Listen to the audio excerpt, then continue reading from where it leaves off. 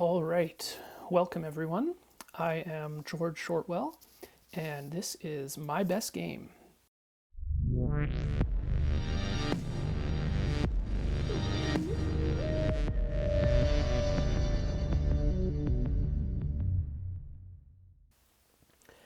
So there were a few reasons that I chose this game, some of which I won't get into right away just to not spoil the surprise prematurely.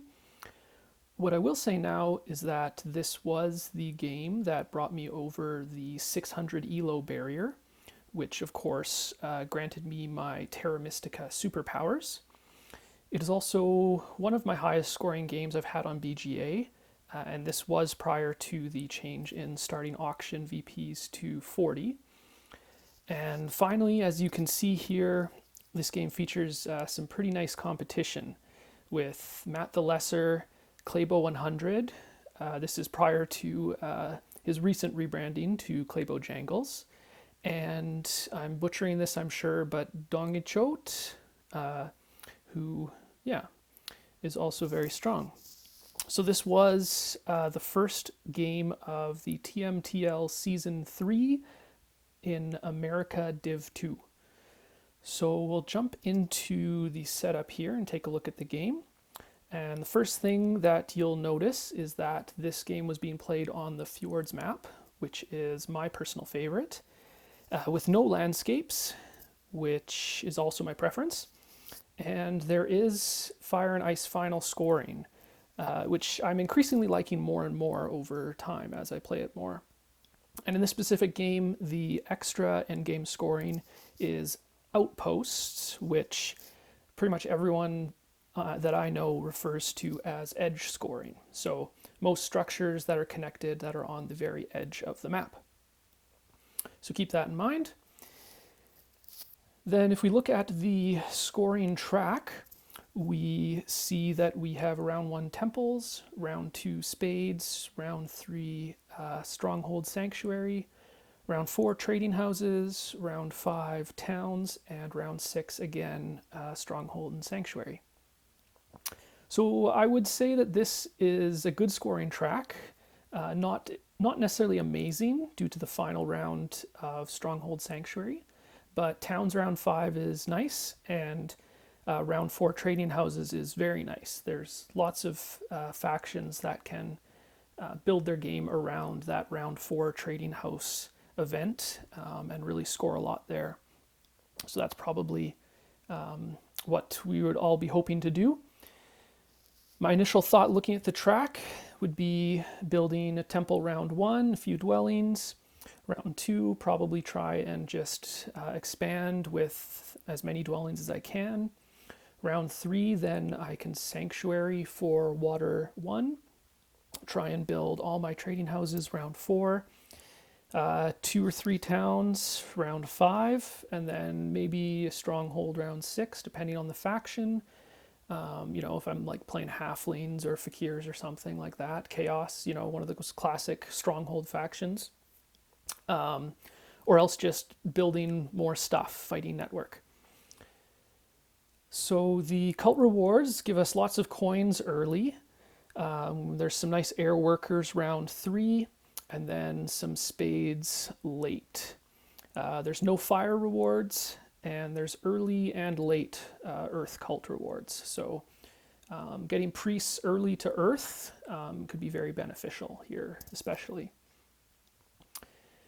Then we can look at the bonus cards, and you'll see that we are missing the dwelling scoring, stronghold sanctuary scoring, and temp ship. So we're missing half the scoring tiles, and missing the stronghold sanctuary bonus especially makes early strongholds a bit less appealing, and even the round 3 stronghold sanctuary event a bit less exciting as well, as you will not be able to continually score that stronghold or sanctuary on the pass this game. So overall, it's not really a setup that's lacking anything. There's the spade bonus and some cult spades a bit later, but they're there. There's some decent workers. Again, we're missing the stronghold sanctuary, which has 2 workers on it, but we've got the worker power and trading house tiles. as well as some air workers in the mid game, and is probably a bit on the coin heavy side. Nice early coins, which can be good to kind of get your economy going. And then we have both the 6 and 4 coin bonus cards. So that's pretty nice. Moving on to faction selection, we're in second seat, and we see that Matt, the Lesser, decides to throw in mermaids in seat 1. And so it's my turn to choose, and without thinking too much about it, I put in fakirs. Mainly I like playing them. They're a lot of fun to play, and they can actually be quite good on fjords, even without landscapes. They're just can be quite strong on fjords. They can often get 2 pretty strong towns set up across each of these main land masses. And then they have lots of 2 hex flights that they can grab later if they have the range town, or their stronghold, of course. As well, there's a lot of these desert hexes on the edge of the map. So for that edge scoring, again, they can kind of exploit that by hitting a lot of these late in the game, which are often kind of left alone, depending on who else is selected. All right, so then we see Claybo puts in Chaos Magicians around in third seat, and then Dawn gets Darklings in fourth seat. So my initial thoughts on how to rank these factions would be in order from strongest to weakest. I had them as Mermaids, then Chaos, then Darklings, and lastly Fakirs. But I don't think there's a huge disparity there. I mean, I don't think we're looking at, Fakirs being 20 VP worse than Mermaids here. I think that there's a lot of play for Fakirs as well. So we see the bidding start off on Mermaids, like I was thinking. And then we see a lot of the action move to Darklings, which I didn't really understand. I don't really love Darklings on this map, but I think that the edge scoring is probably what's influencing the others a bit there. So I just stick with Mermaids. I just think there's going to be a really good game here, kind of following that track build as I described it before. So yeah, Darklings keep going. We come back, action comes back to Mermaids. I just stick with them. And then we see Claybo jump to Fakirs. And then when Matt gets bid off Darklings, he immediately jumps on Chaos, who, again, based on my previous ranking, you'll realize I feel is a very good deal, especially compared to Fakirs. We do learn later on that Claybo thought that we had landscapes on this game, which is, I think, makes a lot of sense on why he jumped to Fakirs when he did, because their landscape does definitely make them a lot stronger. So anyways, I have Mermaids here, and this kind of brings me to another one of my reasons why I wanted to show this game. There's a lot of people that think Mermaids are between, not very good to trash on fjords, but there's a few of us, Terrasteel comes to mind, who are always trying to tell people that they are good on fjords. And so hopefully this game will kind of show some of you doubters what they're able to do. So starting placements. I throw my first dwelling on E4. Oh, let's throw hexes on here so that when I talk about them, you guys know what I'm saying. So yeah, I throw my first dwelling on E4 here. I'm looking at getting Fakirs on F4 and Chaos on E5. which will give us a lot of early power. So that makes a lot of sense for sure.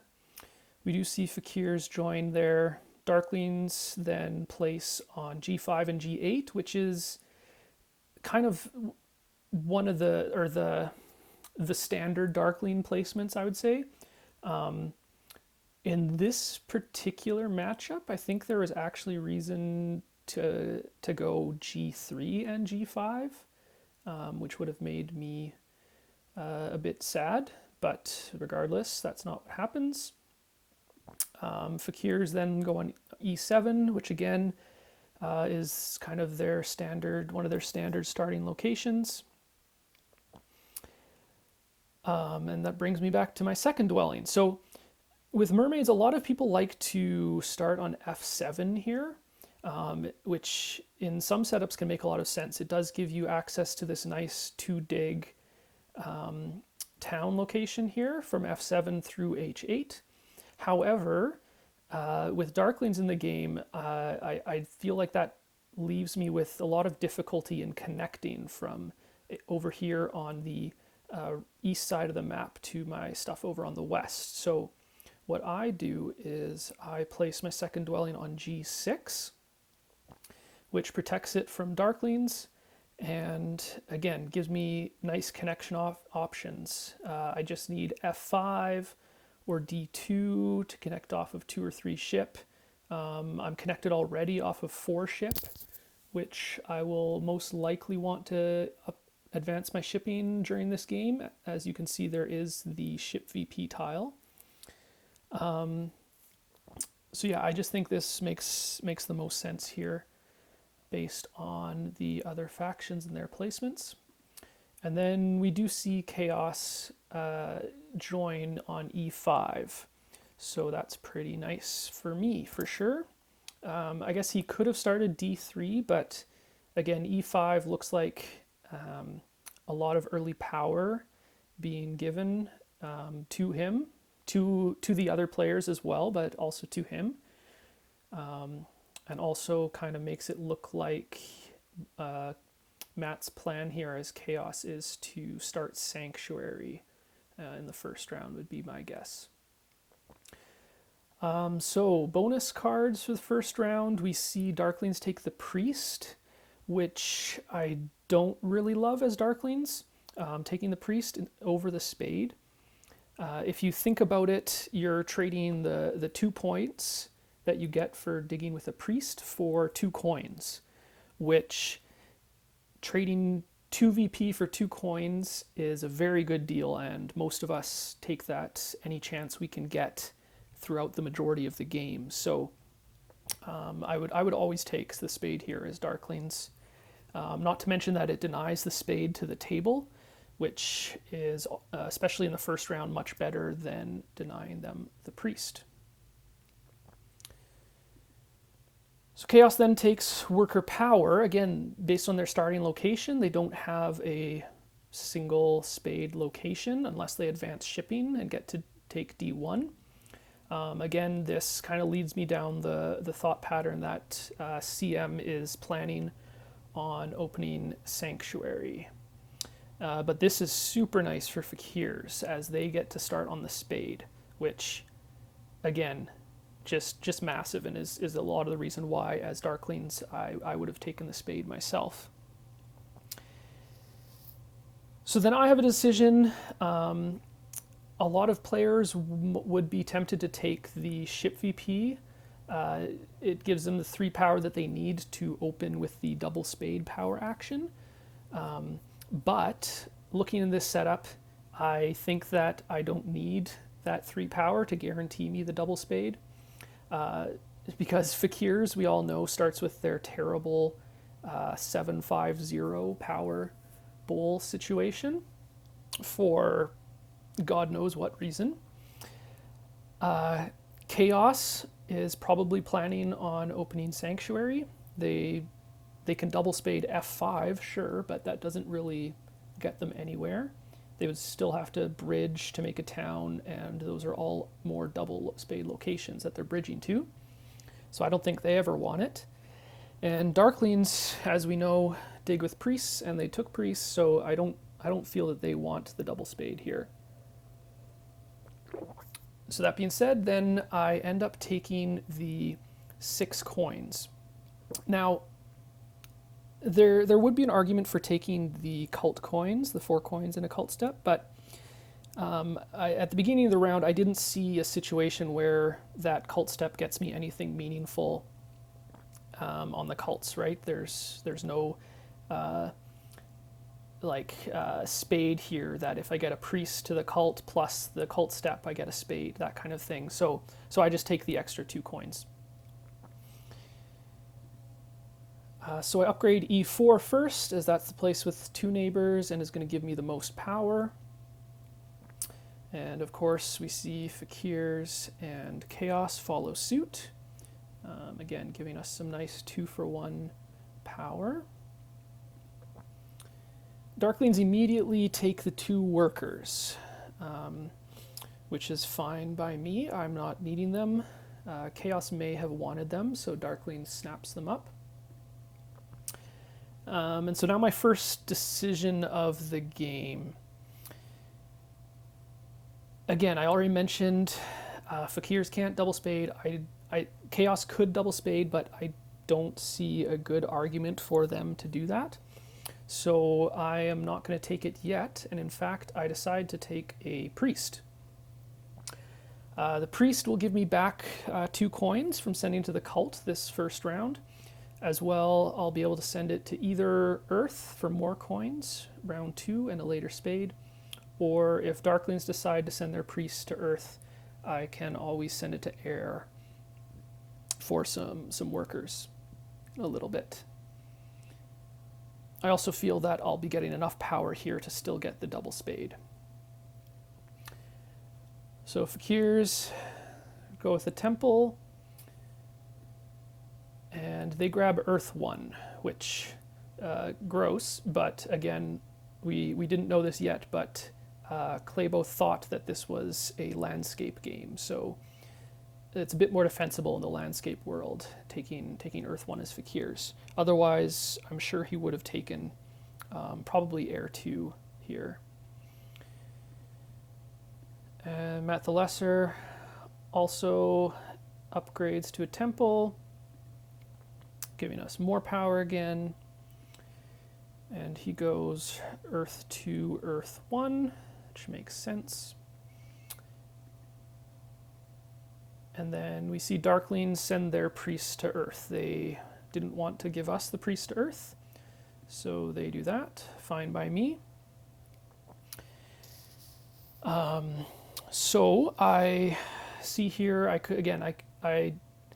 don't have enough to take the double spade yet, but I don't want to upgrade my temple because that would give Fakirs the double spade, and they would for sure take it. That would definitely be something they would like. So I just send my priest to Air, which gives me enough power to double spade next action. Fakirs use their spade, build a dwelling. Chaos takes the coins.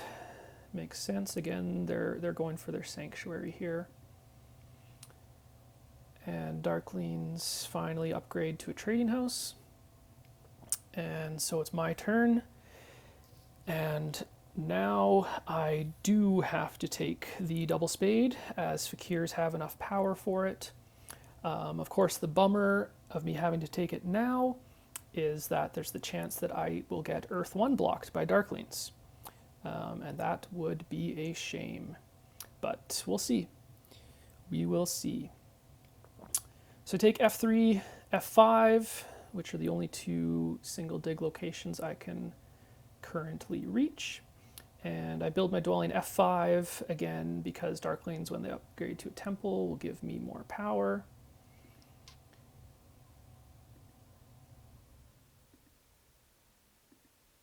And then here we see Fakirs do a kind of cool move. They convert 5 power to a priest and jump to H5.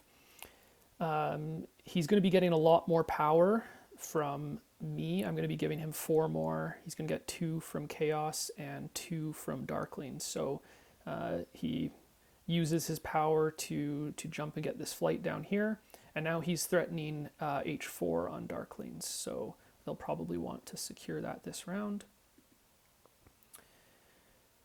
We do see Chaos convert 3 power to a worker and build their Sanctuary. Again, this gives me more power as well with my F5 build. And then we see pretty standard stuff, grabbing Fire 1 and Air 2. We'll see what happens with the Darklings here. They Temple. And they do Earth 1 block us. Oh no! What are we going to do? What are we going to do? How can we possibly win this game without Earth 1? It's impossible, right? We shall see. I build my other dwelling F3 as I don't want to give Chaos their power yet. I'll make them pass out of the round here. And so Fakirs have to pass first. He passes for the cult coins. Makes a lot of sense. Then we see Chaos pass onto the Spade, which is quite nice for them. Looks like he'll be advancing ship to build a couple dwellings next round. Darklings then dig h4, as otherwise Fakirs could potentially take it from them. He doesn't build, and I guess my thought there is he wants my 6 coin pass tile, which admittedly will be very nice for him, so that's a good move there. And so we build our temple, and what favor tile do we want? There's a few options. Earth 2 will give us some coins, but we've got to have pretty nice worker economy going early. Air 2 will again give me some workers later, but I don't see a need for just a bunch of power. So I end up just taking, oh yeah, obviously I could have taken Water 2, best favorite tile in the game. But it's not going to do a huge amount for me early in the game here. It's not really going to help out too much. So unfortunately no Water 2 here. Sorry to disappoint you all who thought that's what was happening when I decided to show my best game. I decided to take Fire 1. And some of you may think it's strange to take Fire 1 when I said already that it's a pretty coin-rich game. And I still have 9 coins left here after the first round. But as a wise man once said, I think it was EJ, that they will always take Fire 1 as mermaids with the ship VP in the game. And I also tend to ascribe to this rule, if you can call it that. I guess it's more of a guideline than a rule. So that's what I do.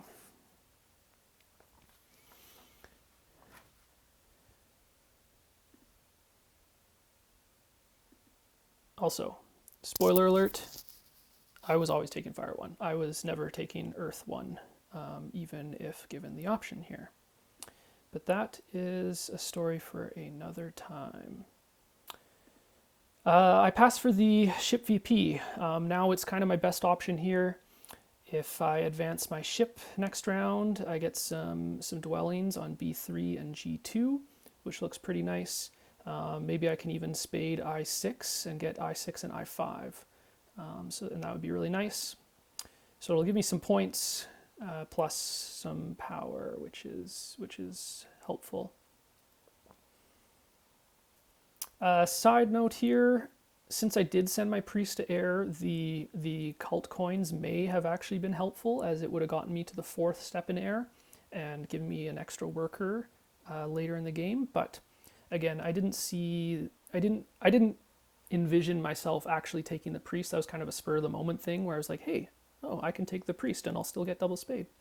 So hindsight 2020, I probably would have taken the cult coins, but That's okay. Round 2 it is. We see Fakir's double spade, which is pretty nice for them.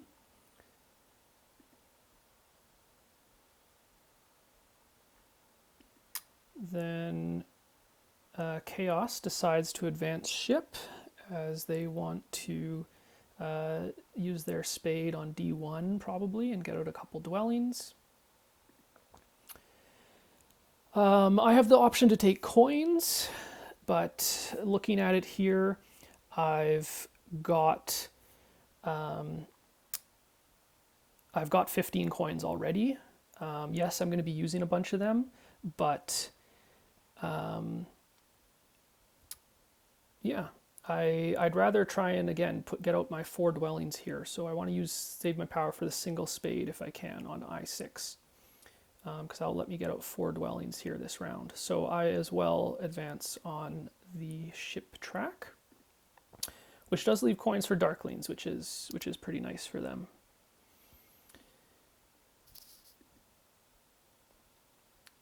Everyone just starts building dwellings now. Chaos does go with the D1.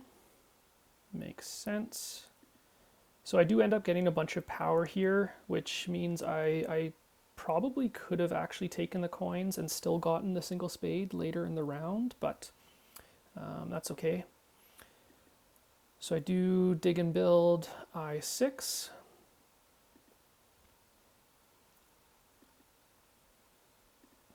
Darklings build their sanctuary. They take Earth 2, which Deranged will be happy to see when he watches this. Earth coins and Earth 2 go together like peanut butter and jam.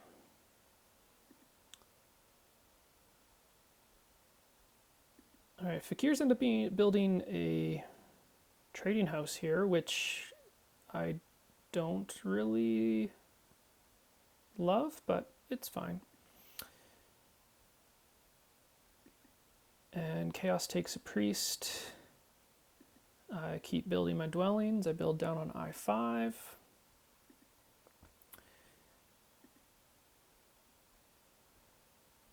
Darklings use their priest to dig, but don't have a worker to build the dwelling, which is slightly risky that Fakirs could take F7. But it's probably safe. Chaos builds C3, I build B3. Again, everyone's pretty much just building out dwellings and expanding this round. Darklings pass back onto the priest. Fakir send their priest to Earth for some coins. Chaos passes for worker power. We build our last dwelling here on G2, which brings us to Temple 7 dwellings after round 2. And again, this is kind of why I took Fire 1. I've got great worker economy, and then I just want coins, and we're just going with a big econ this game. And we're gonna try and make it work. So Fakirs were able to pass on to the spade, no problem. Again, I'm probably going to harp on this a little bit, but some of you will notice that I have 3 coins left, and you're like, well, why did you take Fire 1? It didn't give you anything this round, it didn't help you build anything extra, but again, we're just thinking long term, I'm going to need a ton of coins for all my ship advances. I want to hit this trading house round super hard. I want to get these towns in. So we're just going to need a lot of coins this game. And Fire 1 is going to help us out. So saying that, again, I take the 6 coins over the cult coins here. The cult coins, again, would have given me this step for another worker, but you'll notice that the trading house tile is wide open here. And so round 3, my basic plan is build my sanctuary for water 1 and get out of the round kind of as quick as possible onto this trading house tile for a coins action and a monster round 4. Okay.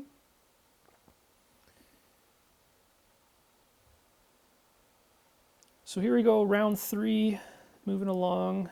Darklings are able to secure F7 before Fakirs think about doing anything crazy there. Chaos gets coins, which puts them in a really nice position here with a lot of stuff. It looks like they're going to advance ship and build a bunch of dwellings.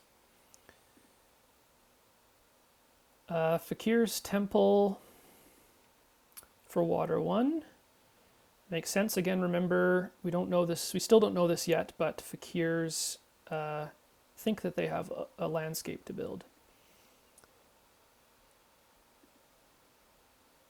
So this could have been a mistake here. I send my priest to water. Again, like I said, I want to have the quickest round here.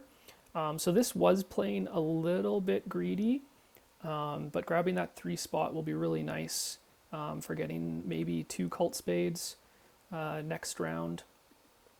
Plus kind of basically locking up that cult. I hope.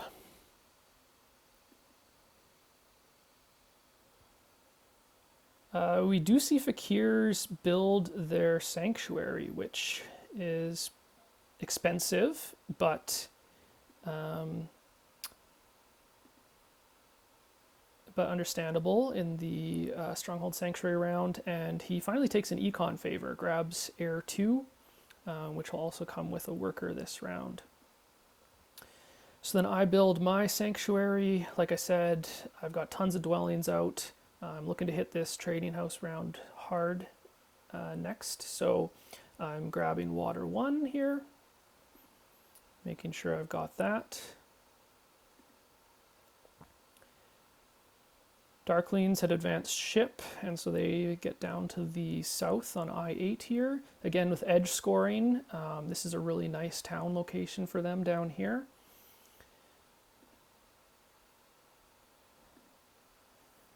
Chaos building dwellings, expanding. And here we see that my priest to water may come out to harm me. Fakirs have their spade to use still, but no real good location for it. Like they could turn I4 red, which could work, but he doesn't have anything to build on it. Nowhere to build a dwelling with it. But he decides to fly and dig on E9, and this was when we found out that poor Claybo thought that he had his landscape that he could build there. Unfortunately for him, landscapes are not on, but he still leaves it, and I am able to pass first onto the trading house tile.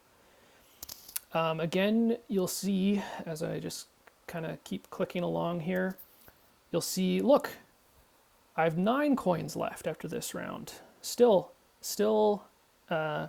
6 more coins, or sorry, 3. I would have had 3 coins left even without Fire 1. So Fire 1 still hasn't really done anything for me. Hasn't paid off yet, but don't worry, it will. Darklings and Fakirs pass for coins. Chaos had built a couple dwellings, and now they advance to ship 3 and are able to build out some more dwellings on ship 3 ship. It's really nice for Chaos on fjords. They're able to grab and secure these hexes before Fakirs or Darklings mess with them in any way. So at this point, I'm a little nervous of Chaos's game. He's ending this round. Same as me, with Sanctuary and 7 dwellings, but he's got 3 ship advances in already, and is able to pass on to the ship VP tile, so that's looking very, very scary for sure.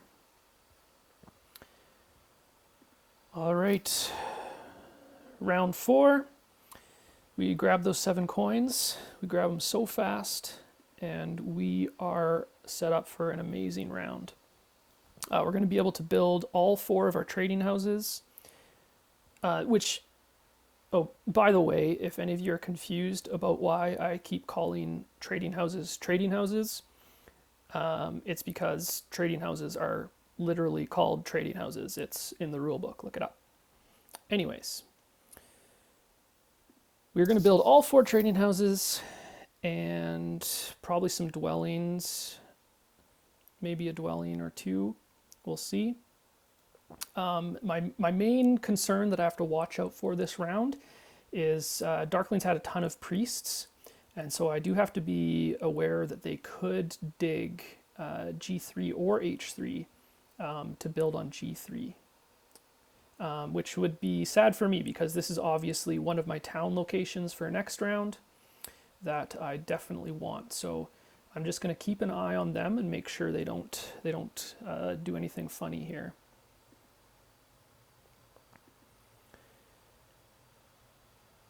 So we see Fakir's double spade I4 secures their sanctuary town location. Makes sense. And so I build my first trading house. Start getting some points. As we're currently 20 points behind Chaos. So we've got some catching up to do. And so now I see Darklings start digging their way down here in the south, kind of building out their town down here. So with only 2 priests left, they could grab another one, sure, but I think there's a very small chance that they'll try and rush over to G3 this round now. So I'm feeling happy about that.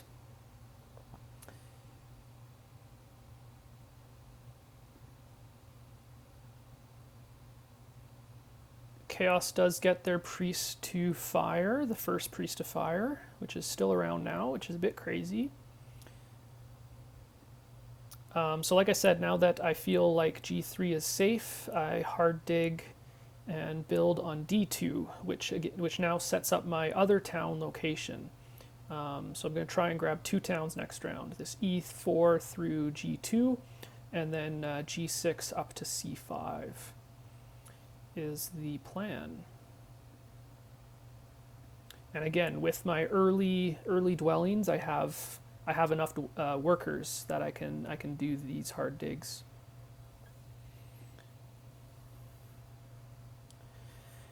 We see Fakir's doing some flights, grabbing their desert hexes before Chaos decides to take them away. We get some nice power from Chaos upgrading to a temple on D1. And he takes water 1, water 2. Nice.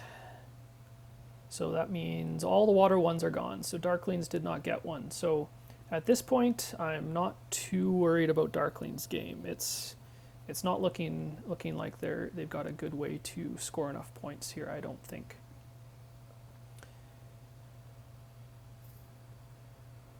So we continue building our trading houses.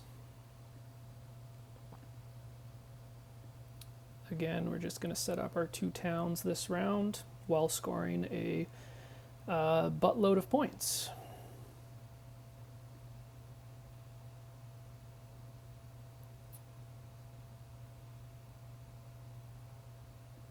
Fakirs have also scored some nice points this round. They didn't build many trading houses, only 1, but they got in some flights, which gave them some nice points here. Chaos uses their water 2 to get this water spade, which is why they took it.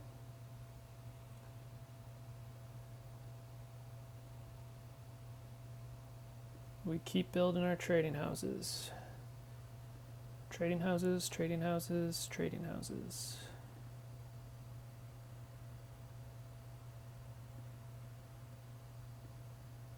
And so Fakirs are the first ones to pass.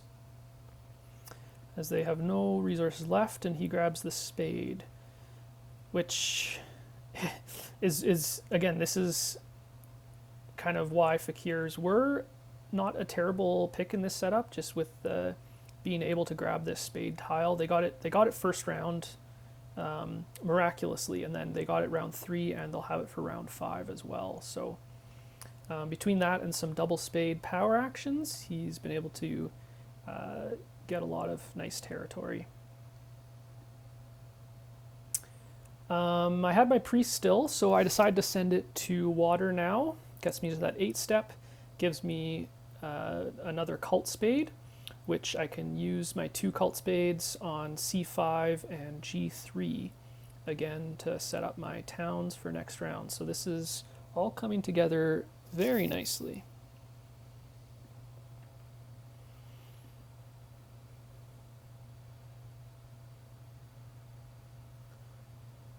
Okay, we're getting near-ish the end of the round here, and I'm looking at it, and I'm, of course, hoping to get onto the ship VP. So I want to pass after Chaos, which I'm sitting after them, so that can work, but I'm not sure exactly what Darkling's plan is here. So I get my last trading house out. I've now built all 4 of them this round, all with water 1, so 6 points each. I'm on the trading house pass tile, so there's a nice 32 points this round just from building these trading houses. So that is sweet. Darkling's grabbed the workers, which I didn't quite understand. It almost seems like a stall move. I guess my thought was he was going to build another trading house, I guess, to get all 4 of his out, but that leaves him with some pretty poor worker econ. Admittedly, he does have Earth 2, so maybe it's not the end of the world. And we see Chaos passes, which is really, really good for me. I didn't really want to do anything else this round. Again, I have my spades for my towns next round. I have I have nowhere I can build like a dwelling, for example, unless I dig one. So I could have, used single spade and built a dwelling, but not really that useful. So I just pass. Grab those 8 points, grab the ship VP, and that's really nice. Fire 1 check. With the conversions, I end the round with 10 coins, which according to my quick math is more than 9 coins. So those of you who have been telling me that Fire 1 isn't really needed this game would probably still be saying that, as it hasn't yet paid off. I could have literally done everything the same up until now without Fire 1. Which is kind of crazy to think about. But that's why I said this game was a bit coin heavy. Anyways, moving on to round 5. And Darklings didn't build a trading house, but they do pass on to the trading house tile, which makes sense. So cult spades, like I said, I go c5 and g3. Fakirs grab the coins, which are quite needed. Makes sense. Chaos secures f9. Looks like he's trying to set up a town here on this southeastern edge, kind of spooning with Darklings a little bit here, probably. And so my first move, I decided to take a priest, which has a few reasons for that. I want to upgrade my shipping at least 2 times, maybe 3, again, depending on my planning. I could send some priests to cults. I can just use them to help stall, because you never know. Usually in these round 5 situations, you end up kind of wanting to stall out other players for points pass tiles or to deny point pass tiles, that kind of thing. So that's kind of why I grabbed the priest.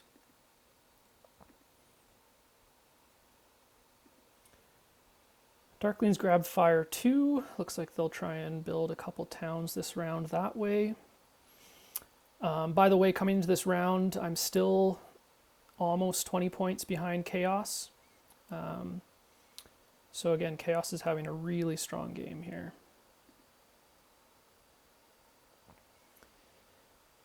So Fakirs get their town, and they grab a range town, which makes a ton of sense for them, as, like I said, there's so many desert hexes that they can reach. They can now get to A8, A12, E3, G1, even I7, and then I10 if Darklings don't notice that they can get there.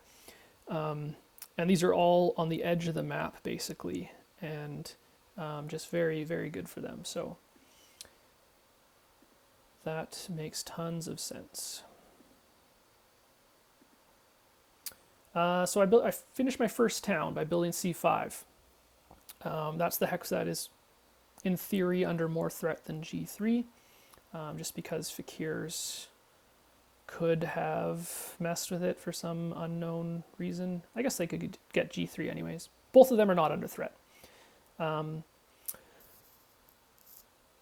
So I think a lot of people's go-to in these situations is to grab the 8-point cult towns. There is the 2-key town, but I don't love it this late as much. The 8-pointers can still give you nice cult presence and a lot more points. And so grabbing the 8-pointers would make a lot of sense, but again, I want to advance ship. I want to send priests to cults. Or I could send priests to cults also as like a stalling tactic. So again, I'm just going to grab the priest towns. I think that they are probably as good as the 8-pointers here. Darklings did see that Fakirs could now fly to I7, so they dig and build it. Very, very good catch there. And so Fakirs start flying elsewhere, grabbing E3 as that gives them access to G1. And now we see Chaos there, if you didn't catch that, advance their, what's called the exchange track, or their spades, advancing their digs. Which I guess he'll do again. He doesn't have a ton of resources left, but it's a way for him to maybe dig out some more town space. But that's fine. We will build our other town, and like I mentioned, we're just going to grab another priest town. So we grab both priest towns. We've got 4 priests. We've got tons of coins. Things are looking pretty good.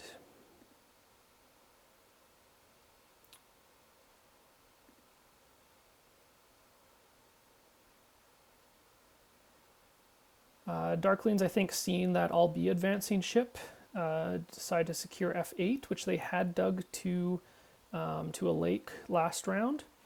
So they finish the job and build it. Fakirs keep flying, again grabbing another desert hex that is under threat from the Chaos Magicians. And then we do see Chaos advance their spades fully, so now that they can dig hexes with 1 worker instead of 3. So my next move is I send a priest to water. A couple reasons. I just locks this cult up, and the more important reason is that it gave me 3 power, which sits me at 025 and gives me the ability to use the double spade. I've got my 2 towns now, and so I'm sitting here thinking, okay, what else can I do in this game for points? And looking at next round, there's the Stronghold Sanctuary round. So I can build my Stronghold next round, for some points. And of course, because the Mermaid Stronghold advances your ship for free, that means that I probably only want to get to ship 4 this round. So leave that last advance for next round that I can do with the Stronghold. So then if I'm building my Stronghold, that could potentially give me enough for another town, right? So with the double spade, I can dig and build B2, which gives me access to B1. And then that's the makings of a really nice town up here, a third town.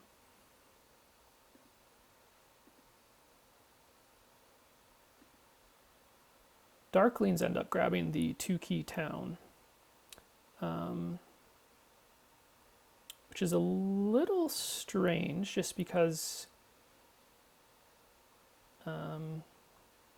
well, it makes enough sense. It locks up Earth for him, but again, Darklings aren't great at fighting the cults, so we might give him a few points elsewhere here, but probably wouldn't have been what I would have chosen, but that's fine.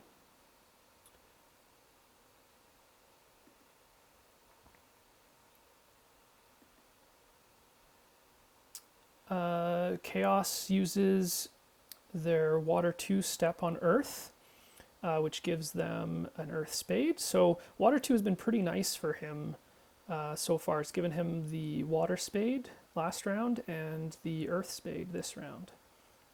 So there you go. Power of Water 2 in action. All right, so like I said, I wanted to double spade, so I dig and build B2. Again, I couldn't afford to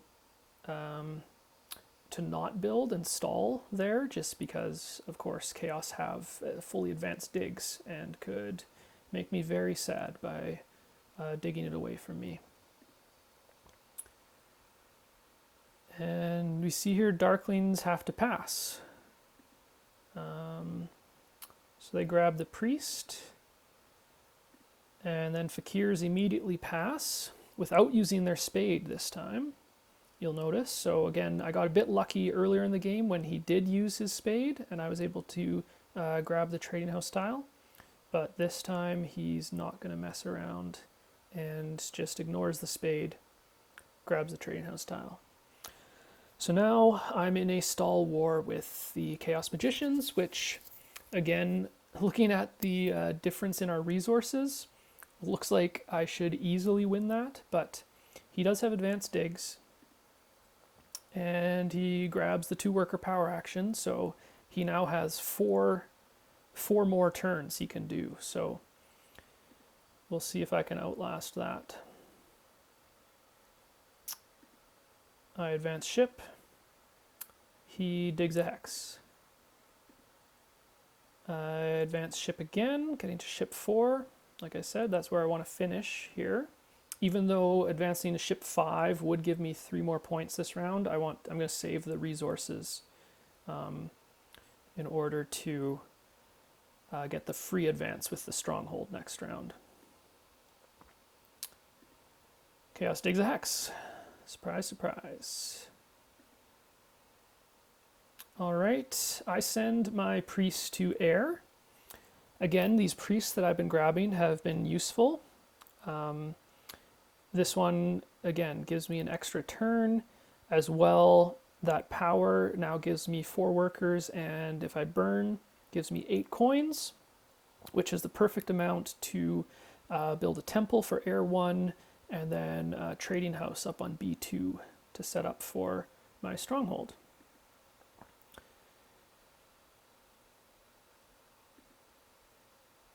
So Chaos digs the hex again. I build a temple, making sure it's not beside Chaos, not giving them any power here.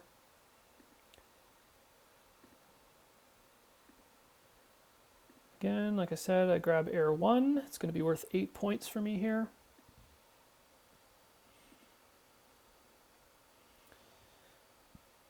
Chaos builds the hex. Again, the reason why they chose H8 instead of G9, which was less digs, is that this is on the edge of the map. And remember, we've got the additional fire and ice scoring for building on the edge. But he is now out of resources. I can still build my 4th trading house again, and I was able to outstall him. And he has to pass. All right, so, and if you take a look here as I pass for a nice 16 points, 12 from the ship VP, 4 from Air 1. I grab the spade, and you'll notice that I am finishing on 0 coins here. So that means without Fire 1, I would have had 12 less coins this round. So I could have made up those coins by taking 2 coin towns instead of my priest towns, but that would have been 8 points worse for me here than the priest towns.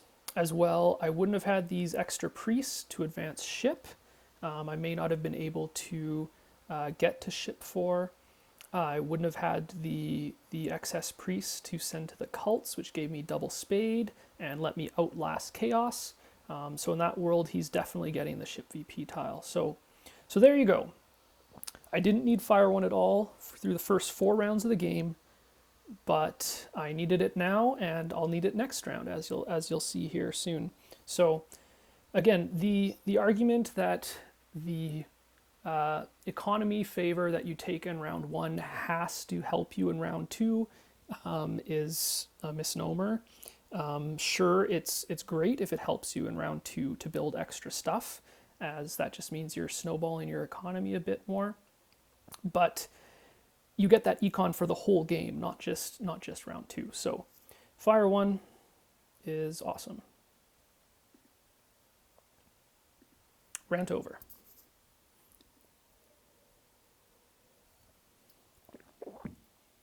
Okay, round 6 has just started. Darklings took the coins. It's time to check a few things. Network. So my plan here this round is to build Stronghold, Trading House, 3 dwellings. So again, that would give me 50 network, which looking at it should be enough for first place. For looking at the edge scoring, currently Chaos Magicians have 5. 1, 2, 3, 4, 5. Darklings have 3. And Fakirs have 2, and I have 2. So I'm hoping to build B1, either A1 or A2 for my town, and A11, which would give me 5 structures on the edge of the map, which I'm hoping is enough for 3rd, maybe just a tied 3rd with Fakirs. And then looking at the cults, I've already won air. I've already won water, and I'm currently leading in air. So I want to hopefully win air if I can. And I'm just going to ignore fire and earth. It's not worth fighting on those at all. So then, in order to build what I want, the stronghold, trading house, 3 dwellings, that means I need 4, 5, 6, 7, 8, 9 workers, and 6, 9, 15 coins. So I have 7 workers and 13 coins. I can have 7 workers, 16 coins by burning power, and 2 priests. So worst case scenario, priest to workers, I have enough resources for what I want. But that involves building a discounted trading house, which currently, based on my plan to build a dwelling A1 or A2, I will not have. So I'm hoping I'll get a neighbor from Chaos on A4 here, but I can't really guarantee that. And in fact, he'll know that I'm hoping for that and will likely try to not give me that neighbor. So that means I actually need 3 more coins for an expensive trading house, which means I need 18 coins. So I'm currently 2 coins short of that, and that's using both of my priests as workers. However, I will get a town, so I could get some extra resources from my town, but that means I'm going to have to leave A11 hanging, which is a bit dangerous with Chaos having advanced digs, remember. But I don't see a way around that that currently. So we'll see. We'll see what happens. If I get the neighbor early enough, I can still build there on A11. But we're gonna delay it and hope for the best. So Fakirs dig and build E8 gives them another town in the middle here. A funny looking Fakir's town, not one that I can recall seeing, but there you go. Chaos is building up their town in the southeast, and like I mentioned, I start with the stronghold. It gives me 10 points here and puts me up over 120 points already. I've got a pretty sizable points lead on everyone else here, which I'm pretty pleased about.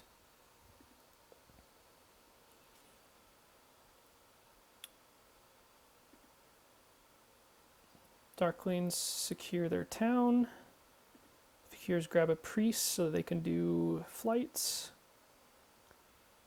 Chaos does build A5, which starts to give me hope that maybe he'll come to A4, because this could be a town for him through here, A3, A4, A5, B5. So I'm kind of hoping for that. Again, I'm just kind of in that wait and see mode, so I build B1.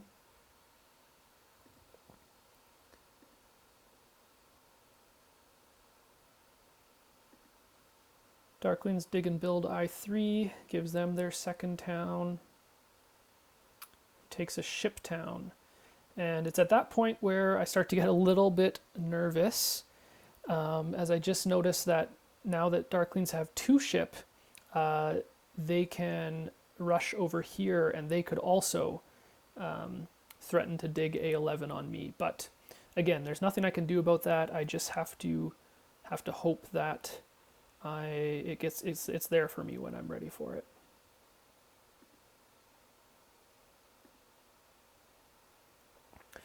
Fakirs send their priest that they just took to air. And then thankfully Chaos doesn't send their priest to air, as there's only one more spot. Instead he temples for fire 2, air 1, and takes a cult town.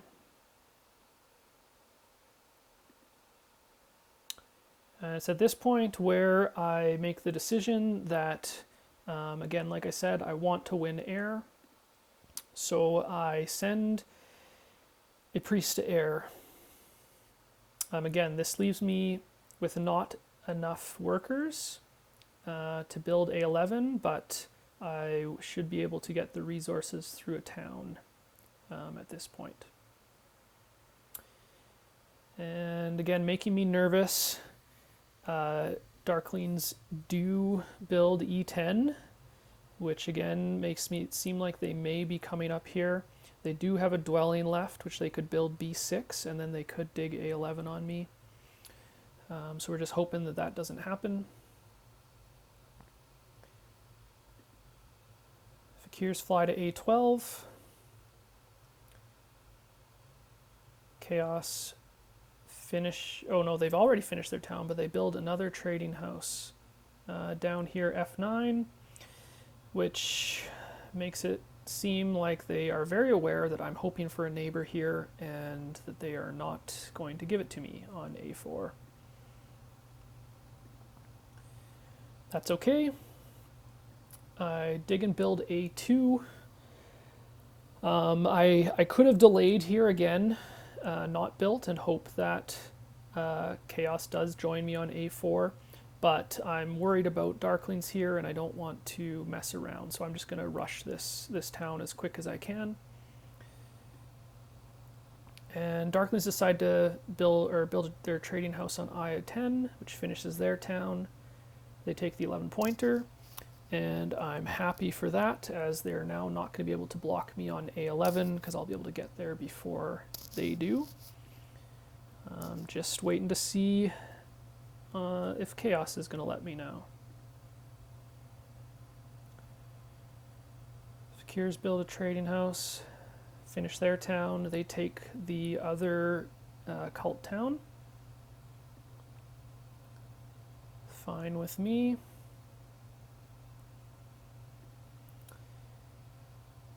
Chaos teases me by digging A4 and declines to build. So I'm sitting here with priest, worker, 7 coins in order to build the expensive trading house and the dwelling on A11. I need 3 workers and 8 coins, so I am 2 resources short, but I will be able to get those resources from the town here. Build the expensive trading house. Again, I can burn and have 1 coin, so I can take either the worker town or the power town. Worker town is obviously 1 extra point, so that's what I do.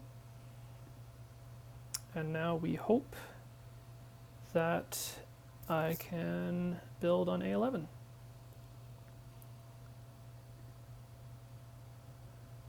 Darklings do come to B6.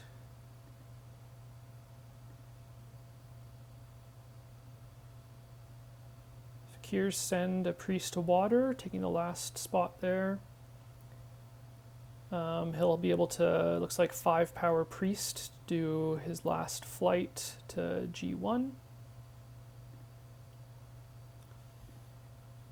And Chaos takes the bridge. Phew. We are allowed to build on A11.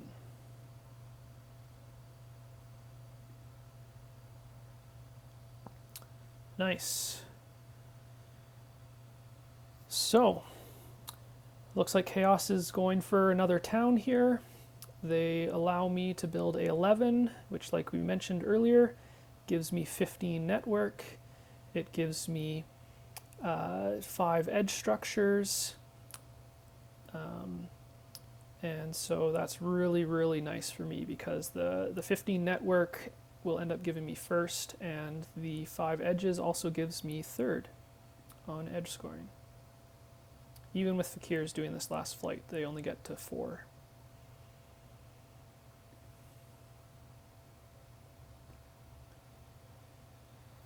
Okay, Chaos digs, builds their town.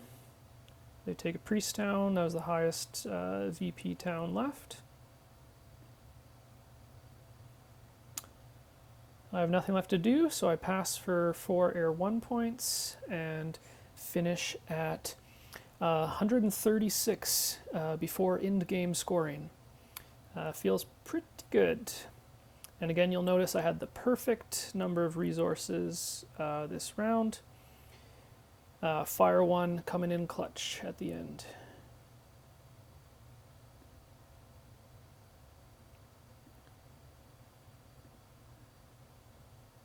Darklings don't have much left to do, so they decide to temple for water 2.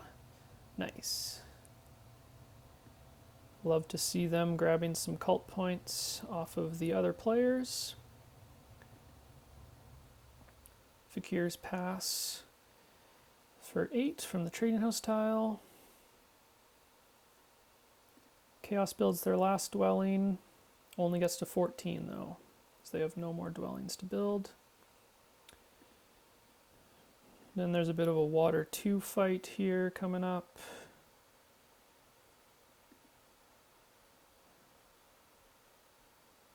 Darklings are using their last couple priests to just dig for points.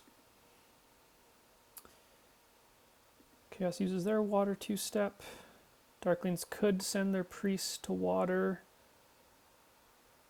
but it's for only 1 point. Digging is 2 points, so he correctly makes the right read there and just digs a nice lake here for me. Thanks, friend. Chaos passes, gets up to 121. They're just ahead of Fakirs at 120. And again, it's looking like no one's gonna catch me here. And we see the end game scoring. We'll just let this run, and you guys can enjoy the animations.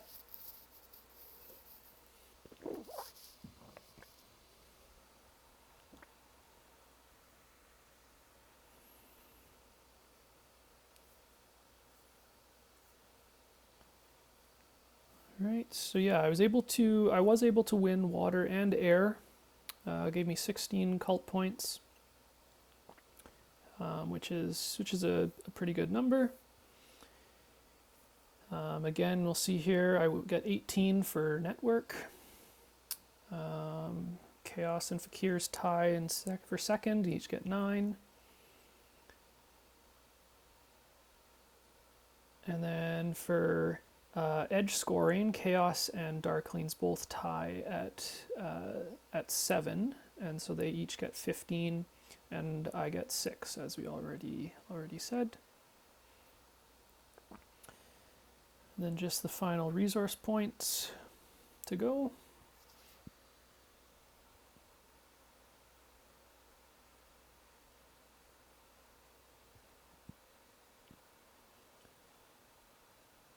And all right, there it is. We'll jump over here to this other tab so that we can look at some of the stats real quick. So I end up winning first place with 176 points. Chaos is second, 163. Fakir's third, 138, and Darkling's fourth at 135. So pretty commanding victory over Fakir's and Darkling's. And still a decent 13-point lead over Chaos here.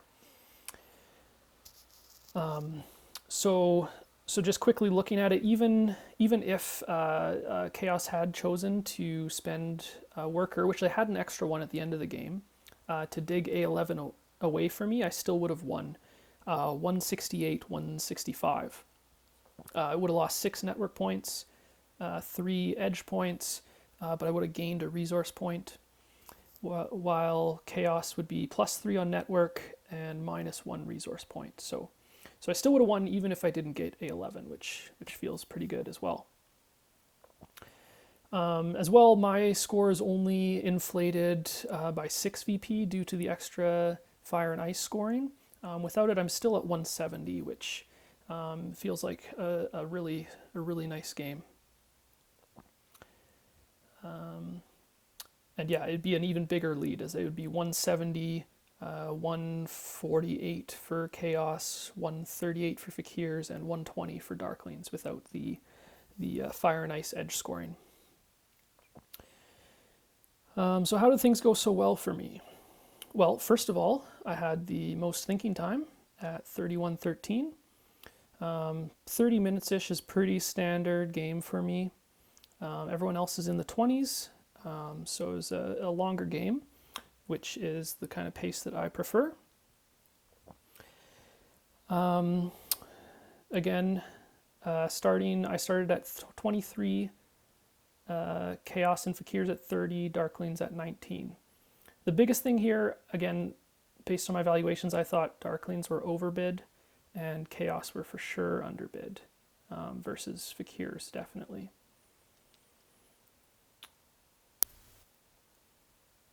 All right, power actions. I had a pretty good looking set here. I took 2 priests, 1 7 coins action, 1 single spade, and 2 double spades. That's a pretty nice breakdown. It would have been nice to have grabbed another 7 coin power action, but again, Fire 1 really helped me out there by giving me some extra coins.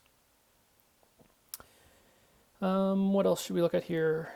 Power gained by structures. Here we go. I got 39 power from people building next to me, which is a pretty nice number, and I lost 16 points for that. So I got 39 power for 16 minus 16 VP. It's a pretty good ratio. It's over just a little bit over 2 to 1, but under 3 to 1. So a good amount of power for not a huge amount of points lost, which is nice. And where did I get my points from this game? As you'll recall, I did not have Earth 1, so how in the world did I get to 170 points? Well, I got 38 from the scoring tiles. So again, hit the track really well. It's a great number, and at least 17 points more than the next best here in this game. So again, I scored 4 points in the first round with a temple, 2 in the second round with a spade, 5 in the third round from my sanctuary, 12 in round 4 from my 4 trading houses, 10 round 5 from the 2 towns, and 5 in the last round from my stronghold. So again, here, as I'd mentioned at the beginning of the game, rounds 4 and 5, I was able to hit really hard and get a lot of points there. Round 6, not quite as much. Favor tiles, I got 26. So again, quite a bit less than Chaos, who always gets a lot if they're able to get Earth 1, Water 1, Air 1, and less than Fakirs, who had Earth 1, Water 1. Darklings didn't have Water 1, so they're similar to me. But yeah, even without Earth 1, I was still able to get 26 points here. That was an 18-point Water 1 in round 3, and an 8-point Air 1 in round 5. VP from the bonus cards, I got 26. It was pretty good. 26. Again, a lot more than the rest of the table.